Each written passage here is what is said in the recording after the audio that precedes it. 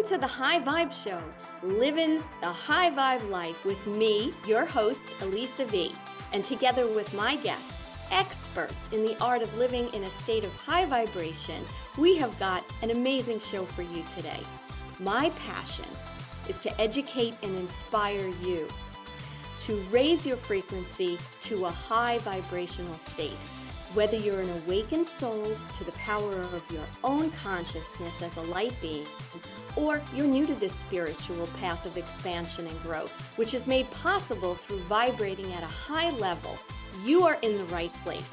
So stay here to experience fun, frequency upgrades now, so you can manifest all you want and help to raise the collective vibration of our wonderful world. Let's hit the restart button and high vibe it together. The High Vibe Show starts now.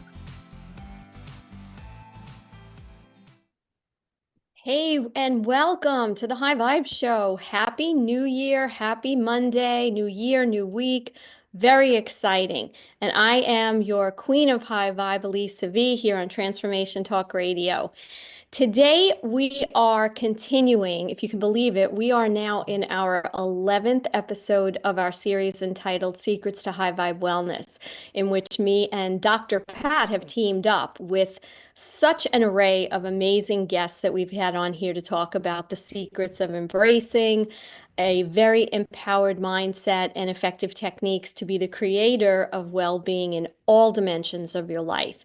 And today is no exception. We are going to take a look at how to create and maintain high vibrational social wellness. So this includes all of the relationships that you have, the quality of them, developing and maintaining a strong network of people that you feel connected to, and that enhance your sense of well-being and vibration. Welcome, Dr. Pat, and Happy New Year.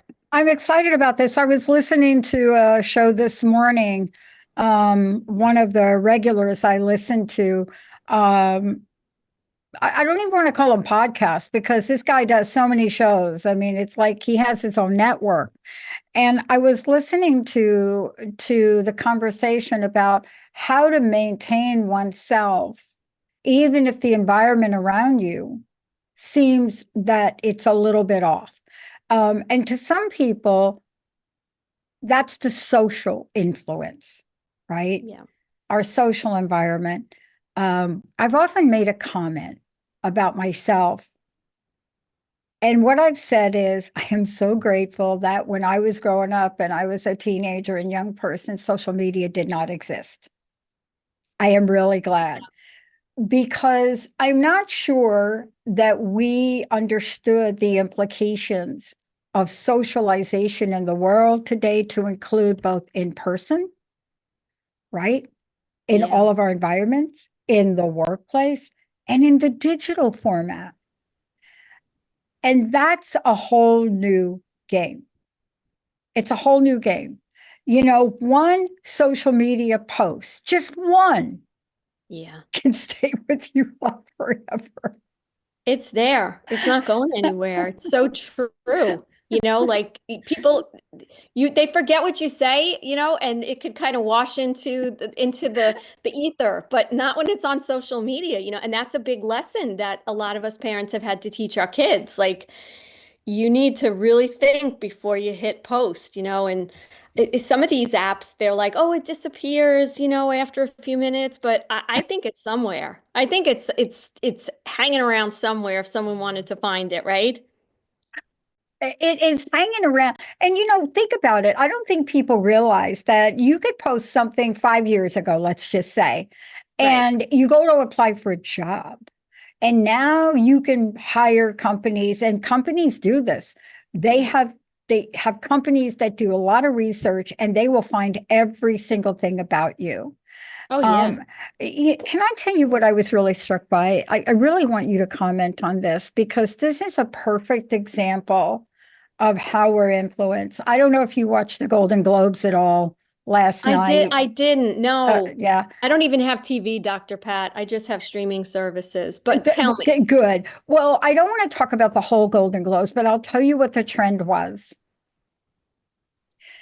I try to remember. I love movies. I grew up on movies. Movies Yeah, were I my love them too. therapy. Yeah. Yeah. When I was a kid, I had a tough childhood. And the only way I got out was by getting whatever allowance I could get and planting myself in the movies all day long on a weekend, right? Yeah. But this year, I was struck by the powerful, powerful messages in the theaters this year. And they all had a very important theme. And it was one of acceptance. I don't care which Golden Globe, whether it's Wicked, that won for the best box office dealy majiggy. Yeah. I mean, come on, she's green. Or Amelia Perez, which really brought transgender issues to the forefront of a movie that who knew Zoe Saldana could sing and dance, right? Yeah. But Yeah. you brought up the best, but then you get Demi Moore. Oh my God. You see, what are we talking about? Demi Moore, one, forget about the movie. The movie she is in is so essential to how we feel about ourselves and our body. It says, to what lengths, Elisa, will we go to have surgery done, to have Mm. things done to ourselves, right?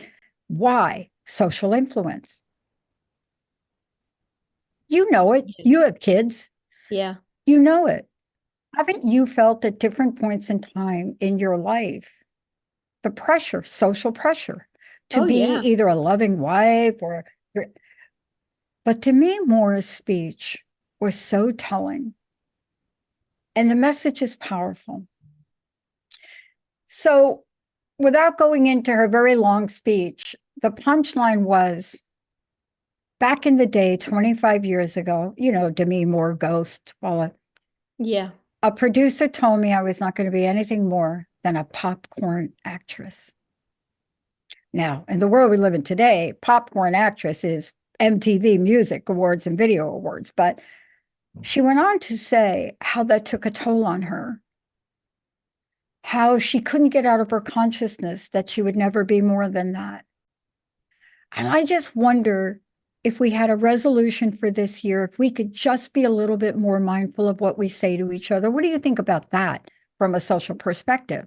Well, one of my, like, just whether it's social, whether it's to ourselves, semantics is everything. What we say, the words that come out of our mouth, they all have energy. They all tell ourselves a message, right? And manifest that. So, that's part of the work I do with people in my own, my own practice. It's like, no, the words matter. So whether we're talking to someone else, or we're just looking in the mirror and making like a negative comment about ourselves, those are things we have to really be careful of, because they have lasting effects. And I think it's kind of apropos that we're doing this show with this topic today, because we just came out of the holidays, right? And we're talking about social wellness, how to have maintain high vibration. And I just, with a few friends and people I've talked to over the last couple of weeks with the holidays, it's like people, our families have a huge influence on what we feel and what our vibration is. And it's kind of interesting because a couple of the people that I spoke to just decided that they were going to disengage from certain family members. And I have to tell you, I didn't feel malice or anger or, any kind of vengeful feelings. It was just like, you know what? That surrounding, that atmosphere is just not good for me. It doesn't empower me. It doesn't make me thrive. And that's one of the things I wanted to kind of bring up and ask you, like, why is social wellness, like, think about it. Whether it's our families, our friends, our coworkers, or just strangers that we meet, right? At the store, when we're driving, like, why is that area of our lives, it's so vital to raise our vibration? First of all, it's not hard to go to the grocery store and be kind. It's also not hard to go to the grocery store and be mean. Right. But this is all about mindset. This is all about mindfulness. See, mindful is that word that has always been associated with sit on the mountain of Tibet and get in a yoga position. but that's not what mindful is. Right. I don't care what spiritual practice you have. I don't care what religion you are.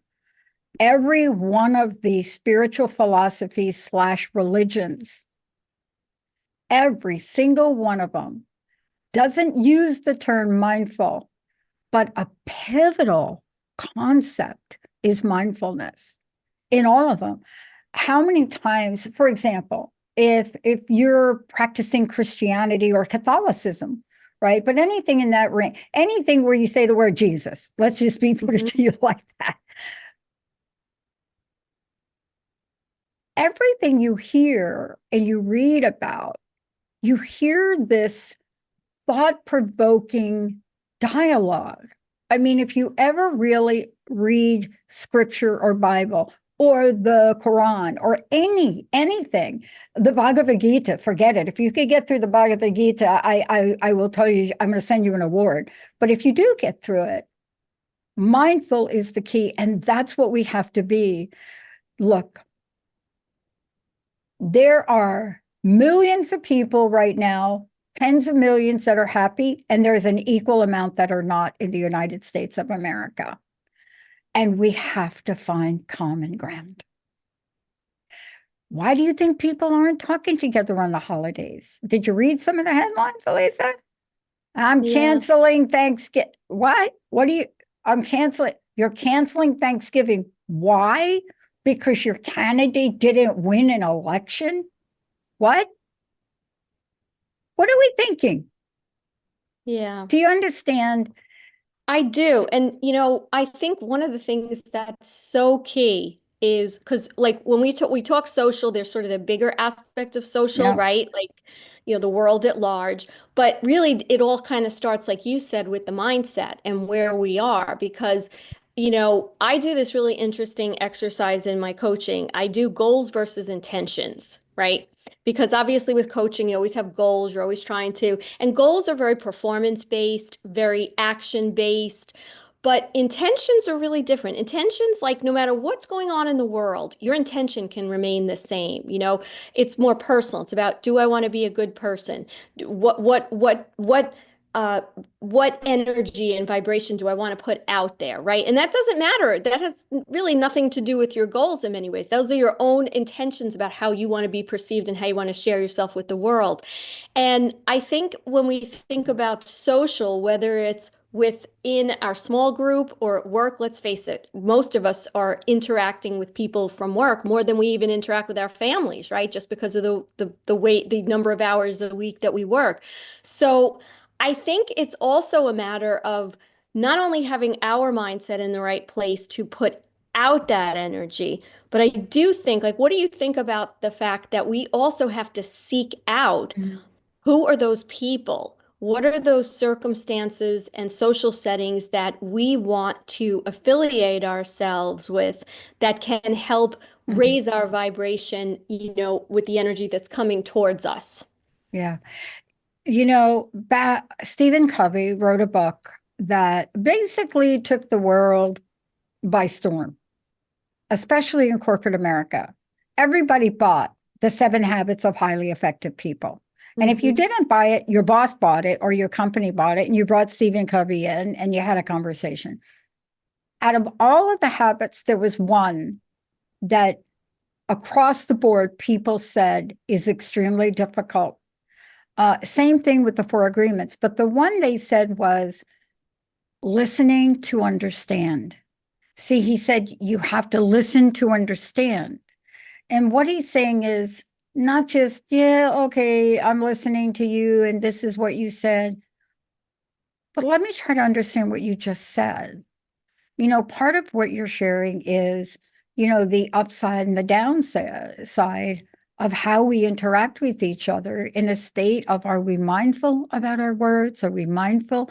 And I loved your analogy of intention versus goal, right? This shows up every day in your life, whether you think it does or not. See, Yeah. yeah, right? I mean, not everybody is sitting around with carrying a vision board around with them on an airplane. Right. we're, not, we're not all doing that, but we have this vision board we carry around in our mind. Yeah. and we set an intention. But the question mark is, to what degree will you hold yourself accountable and responsible? To what degree will we do that? See, we only have one freedom in the world. We only have one. There's only one. And not everybody does have this, especially if you're mentally challenged. You may not have this, but we have one freedom, and it's the freedom to choose. What does that mean when I say the freedom to choose? Well, you don't like your boss? Well, you can choose not to be in that job. That's right. Uh, you are somebody out there that doesn't understand the political system where you live. Well, you could choose to learn more. You're not sure what you want you to do with your life or your life purpose. You could choose to either figure that out or not. See, that's a freedom we have. Viktor Frankl, who I Mhm. consider to be, I studied Frankl. He was one of the most influential people in my life because I didn't know how to look at my life circumstance at the time and understand that I could still be happy and joyful. And this is a man in a concentration camp in Germany. So powerful, right? That within the most horrible, horrendous circumstance, he was able to completely take control of his thoughts and what he wanted to feel. I mean, that to me is one of the most ultimate ways of being ascended, right? But isn't that what high vibe is about? Yeah. It's what it's about. There's nothing wrong with setting very, very lucrative, abundant intentions and goals. There's nothing wrong with that. Mhm. But caution yourself. Do not get attached to the outcome. See, you can have an outcome in mind, right? But if you get attached to an outcome or a result to the point where you say to yourself, if this happens, I will be miserable, or the opposite. John Mhm. DiMartini is brilliant at this. He's totally about contrasts. If you wish for the good, you can expect the bad. That's contrast. That's the laws of life. That's the way he believes. But what if you could choose your internal compass every day and choose high vibe living? What Yeah, if and you could go through divorce? Did you see the divorce rates for January? I haven't yet seen them. Oh my God. They've gone up. They're like, hello, everybody's getting divorced. You know, January hit. I don't, did they wait for the tax year or something? Is that what the deal is with divorce? I I don't know. think I don't I think understand. pe yeah, I think people have like their hand is like about to pull the trigger and they're like, "Oh, let's just get through the holidays." Like everything's gonna be nice and we'll have a nice meal and then we'll like throw down the gauntlet. So I think it is very common. I actually just spoke with someone a couple of weeks ago and this person's situation is bad. It's really bad. And I'm not laughing. I'm just, like you said, the contrast that with everything that was going on, the only thing this person said was, well, it's the holidays. I want to make it nice. And I was like, okay, I can't argue with that, but I loved it just now. It stuck in my head about this whole idea of detachment because detachment is something that really can help make relationships and situations that we deal with so much better. And that doesn't mean that we don't care. It doesn't mean that we're cold or, removed. It means that we let go and we allow things to happen because we are so much more mindful of what it is we feel as opposed to how everything is affecting us, right? And I think when we talk about divorce, part of the problem, right? And I'm oversimplifying, but is that people, they meet each other, they think, they fall in love, right? They love all these things. And then usually they want to start changing the person, right? I mean, that's usually kind of what happens. It's our human nature. Like, well, they're perfect, but if they just did this, or he just said that, or he just acted that way. And I think when we're detached, what we do is we turn that focus off the other person and we bring it back to ourselves and say, what is it that I need to do to feel fulfilled within myself? Yeah. And Yeah. you have more tolerance because you say, okay, that person, again, I'm not talking about extreme cases, right? Where people are either abusive or, that kind of Yeah. thing. I'm talking just normal interaction with work people, friends, significant others, where if we aren't so attached to what they're doing and we're more focused on what we're thinking and feeling, we can really accept people so much better, and we start to attract people that reflect the same values that we feel, whether it's empowerment, self-responsibility, being in charge of our own happiness, as opposed to thinking this other person, these other people are there to make us Yeah. happy, right? What do you think about that? I think that's a big I think you're absolutely right about that. But some of the statistics are a little bit mind blowing to me. Bowling Green put out a study. Bowling Green State University, by the way, just in case you are Bowling Green State. Put out a study. They had done a study, and so one of the studies they looked at is divorce. They call it gray divorce. What are they talking about? yes, gray Gray divorce. divorce. They're talking about boomers and the Yep. rate And of gray silver divorce, divorce. and Silver divorce which is is like silver, which even is older. older. Okay. So here's what the deal is: tripled since Yeah. 1990, tripled. And I don't think I'm surprised, but I don't think many people understand why. You see? Um, so what is it that's happening? Is it because we choose to stay in relationships way past when we should? We stay for the kids, we stay for the money, we stay for, I don't know, fill in your own blank on that. We stay for the horseback riding lessons. I heard that one. That was one. Um, but now people are feeling a great sense of the ability to choose. And that's what I see differently. I Yeah. saw it in the Golden Globes last night. I saw it in the types of movies that are coming out. We see it in the way that we stand up for things or not. We're looking at employment practices which are lagging behind, the way we treat employees. Hmm. I've often wondered about this. Clearly, if you're in a high tech industry, you're going to I mean, you are not going to work for Microsoft and not get paid well. That's not going to Hmm. happen because if you don't perform at Microsoft, you don't stay there very long. But what is it going to take for us this year to really hit the restart button and pump up our vibe? What do you think? Well, if we look at like the last, say, 50 years or so, right, we've seen, different trends happen, like where people started to be like the me generation and all that. And I think where we are now is it's not so much about me, it's more about mindfulness and taking responsibility, right? There's a difference between saying, oh, it's all about me in a selfish way and an ego-driven way, and saying it's all about me from the perspective of where I take responsibility and where I make choices to be kind, to be accepting, to be tolerant.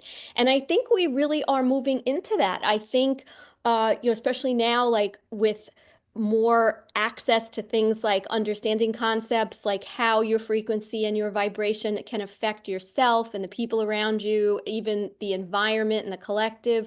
So I really feel very optimistic that more and more people are taking personal responsibility for how they feel and how their actions and words affect other people. Like, are we perfect at this point? No, but I do think we're moving in the right direction. And I think when it comes to things like divorce, I think you hit the nail on the head. I think people probably overstayed. I see it every day with my clients. They knew 5 years ago, they knew 20 years ago, but for whatever circumstances, financial, the children, whatever it was, just emotionally not being ready for that change. Um, I think I think as life in this world is changing, people are starting to feel empowered. So that empowerment, even though it looks negative when someone gets a divorce, I think if they're doing it because they can be more of themselves, they can give more of themselves, they can not be in a situation where they're hurting someone or being hurt. I think that's going to level out at some point, because what does that mean? That means hopefully the younger generation is going to know themselves better, take responsibility younger, and make choices that align with who they are, rather than, oh, my biological clock is ticking, or I'm getting old, I need to, get married. And they'll be more, I see it with my own kids. They're very mindful and aware. I wasn't like that at that age. I was very like seat of the pants, whatever felt right. And so I think we're going to see a lot of changes in the next year or two. I really do. I think Yeah. positive. You. Are you thinking high vibe in 2025? I'm thinking high vibe, high thrive in 2025. I like that. It all rhymes It too. does. It's like a really cool thing for you. The one thing we have to remember is what we talked about earlier. You must be mindful enough to look around and then look within. And remember, we have the ultimate choice to decide how we respond, how we live. We do have Yeah. that. Some people will argue we have no choice. That's not true. I Yeah. mean, and let's go back to Viktor Frankl. Viktor Just Frankl thinking that. had a choice. Yes. What could he have done other than what he did in that concentration camp? But he made a choice despite watching people around him die. Yeah. He decided what his mindset was going to be. And I think it saved his life. Yeah. Yeah. And look at what a beacon he's been for, so many people because of that choice he made. So I know we're coming to the end. I guess the thought I'd like to leave off with is just that when it comes to our social lives, I think the more we can go inward, understand and focus on us. And when I say us, I mean like to practice gratitude, to practice things like empathy. And that has to start with practicing those things towards ourselves, right? Because we can't give what we don't have. And I think that kind of sums up for me how to approach having better, more high vibrational relationships, whether it's, your friends, whether it's at work, because you're going to be centered and grounded and not fall into those kind of dysfunctional traps of, be it gossip, nastiness, repeating patterns that aren't really getting you to a positive end. Um, I think that's kind of where I would like to see this year go. A little I'm, more gratitude and empathy. I'm 100% with you. Well said. Great way to start the year off, right? With high Yes, this vibe. was fantastic. I'm so glad. So We um we will continue. I know we have one more in this series, and this has been phenomenal. And thank you everyone for listening today and tuning in. And if you're looking for some high vibe and thriving coaching, you can always get in touch with me, even if you just want to say hi and give me your thoughts on future shows and topics. You can reach me at hitting the restart button at gmail.com. And just wishing everybody a wonderful day and great wishes for a happy, healthy, and prosperous 2025. Awesome. Thank you, everybody. See you next time. Yahoo News is calling Impact Health Sharing the disruptor in the $4.6 trillion healthcare system. That's right, full medical freedom. Choice of doctors, clinics, all the medical bills are reduced to fair market value, which is amazing. And the premiums are 30 to 72% cheaper than their competitors. So just call 844-275-1056 and use High Vibe for a free quote.